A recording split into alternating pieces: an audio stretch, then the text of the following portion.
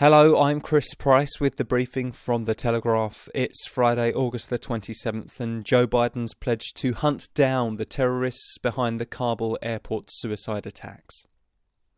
We will not forgive, we will not forget. Those were the words of Joe Biden after the double bombing that killed 13 US troops and at least 72 Afghans.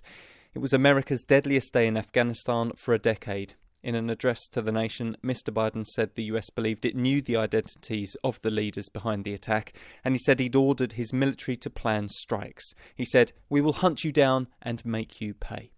The devastating attack hit crowds awaiting evacuation from Kabul. Read our report on the horrifying scenes that have left the city traumatised. Raffaello Pantucci analyses how ISIS-K struck a massive blow at its two main enemies, the West and the Taliban, and Nick Allen sets out the reasons Mr. Biden's presidency will not recover.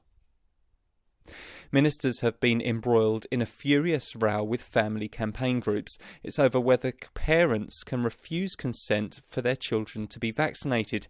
Gavin Williamson, the Education Secretary, said that if COVID jabs for children aged 12 to 15 go ahead, parents would always be asked for consent. But officials admitted that if consent was not given, children could still be vaccinated.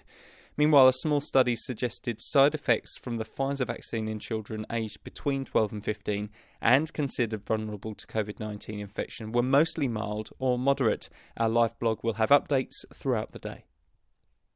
And it may have felt like a washout, but this summer is on track to be one of the UK's hottest on record. The Met Office has said London and the South East have had a much wetter and duller summer than usual, but more warmth in Northern Ireland and Scotland has caused the mean temperature to rise around a degree higher than the average. If the wet weather is too disappointing for you, read what the latest foreign travel update means for your autumn and winter holidays. As well as all of that, you can read Jacqueline Wilson explaining why she's given the railway children a radical reworking. And with Manchester City in talks to sign Cristiano Ronaldo, Jason Burt analyses why the player's ego would challenge Pep Guardiola, but Man City need his killer instinct. That's it, you're up to date. I'll have your second briefing of the day this evening.